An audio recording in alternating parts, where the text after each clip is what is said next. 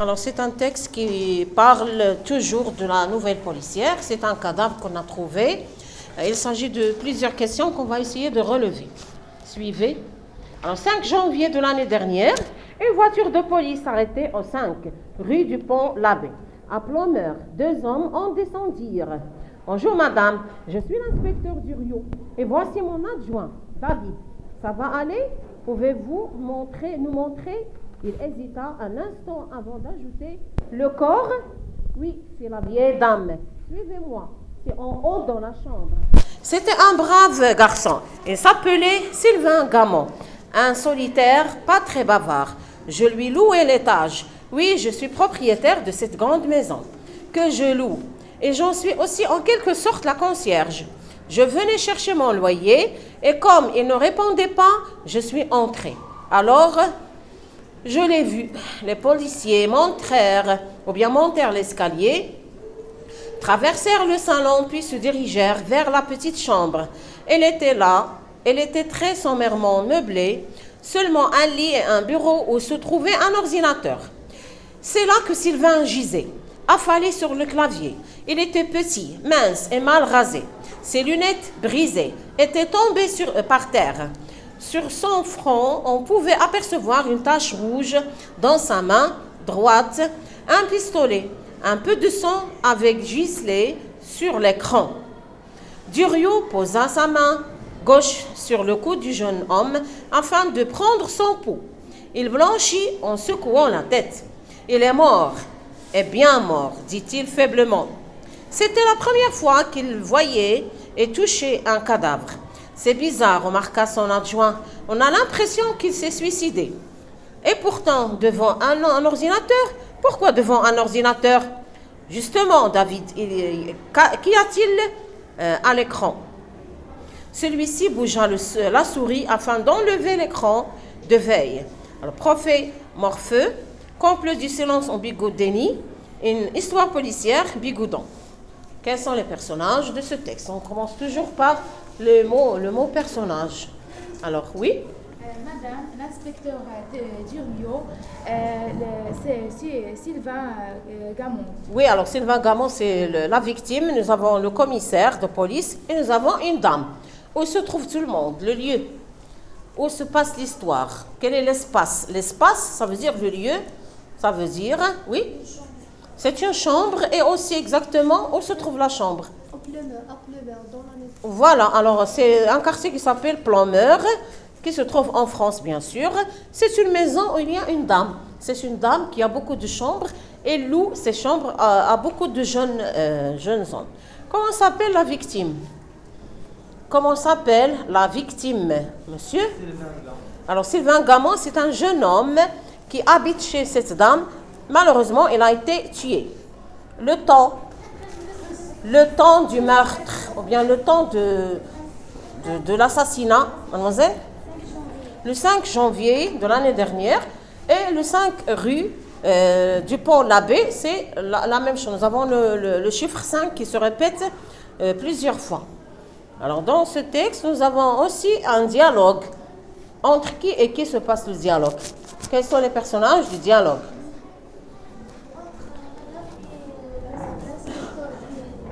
Oui, entre la dame et l'inspecteur de police. De quoi parlent les deux personnages? De quoi parlent les deux personnages, monsieur? Alors, les deux personnages parlent... Les deux personnages parlent de la cause de mort de Sylvain Gamon. Oui, la cause de la mort de Sylvain Gamon. On va voir de quoi il s'agit. Alors, le 5 janvier de l'année dernière, une voiture s'arrête devant la maison de la victime, si vous voulez. Bonjour madame, ça veut dire qu'il parle à la dame. Pourquoi vous avez téléphoné? Elle a dit, qu'est-ce qu'elle a dit? Quelle est la réponse de la dame? Dans le dialogue, la première partie du dialogue. Oui? Il dit ça va aller et aussi pouvez-vous nous montrer? Il resta un instant avant d'ajouter le corps. Non, alors la réplique de la dame, oui? Oui, fit la vieille dame, suivez-moi. C'est en haut de la chambre, c'est un brave garçon. Il s'appelait Sylvain Gamon, un solitaire pas très bavard. Je lui loue l'étage. Oui, je suis propriétaire de cette grande maison que je loue. Et j'en suis aussi en quelque sorte la concierge. Très bien. Alors, elle raconte un peu l'histoire de ce jeune homme. C'est un passage descriptif ou bien narratif? C'est un passage descriptif ou bien narratif? Les autres, pas toujours les mêmes, monsieur? Narratif, très bien. Alors, de oui jusqu'à je l'ai vu, c'est narratif. Vous allez mettre ça dans le tableau. Le passage narratif. De oui jusqu'à je l'ai vu. Voilà, écrivez parce qu'on va recopier ça dans le cahier de classe. De oui jusqu'à je l'ai vu. Donnez-moi un autre passage narratif. Mademoiselle? Les policiers montraient les escaliers sur l'écran. Oui, très bien. De les policiers montraient les escaliers jusqu'à chambre, tout simplement. Pas jusqu'à l'écran, jusqu'à chambre. Elle était très sommairement meublée, seulement un lit, un bureau. Je fais la description. C'est un passage des... Voilà, alors je cherche un autre passage narratif avant la description. Donnez-moi un autre passage narratif. Justement, le début du texte, c'est narratif. 5 janvier de l'année dernière, une voiture de police s'arrêta, etc. Men 5 tel descendir. Men 5 tel descendir, c'est un passage narratif. Maintenant, on va passer à la description. Donnez-moi un passage descriptif, monsieur. Il était petit, mince et mal rasé. Ses lunettes brisées, il était tombé par terre. Sur son front, qu'est-ce qu'il y a? Sur son front, on pouvait apercevoir une tache rouge et dans sa main droite, un pistolet, un peu de sang avait giselé sur l'écran. Voilà, ça c'est la description du cadavre, malheureusement. Alors, Sylvain, affalé sur le clavier, était petit et mince. Il avait aussi une tache rouge dans le front. Pourquoi une tache rouge sur le front? C'est la tache de quoi, à votre avis? Mademoiselle? C'est pas un vampire qui a fait le meurtre, c'est faux. C'est pas une tache de vampire. Oui? Il est tué avec un pistolet. Le pistolet, qu'est-ce qu'il y a dans le pistolet? On a déjà relevé le mot. Là, une balle. C'est une balle dans la tête. Alors, c'est une balle qui a fait la tache noire sur son front. Et aussi, qu'est-ce qu'il avait dans la main droite? Qu'est-ce qu'il avait dans sa main droite? Monsieur? Un pistolet. Un pistolet. Ça veut dire peut-être c'est lui qui a fait le meurtre, c'est lui qui se tue lui-même. Comment ça s'appelle? On a déjà vu ça dans le lexique de la nouvelle policière. Un suicide. Alors peut-être c'est un suicide, on ne sait pas.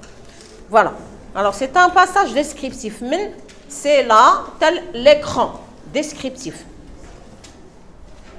C'est là que Sylvain gisait, tel le mot écran.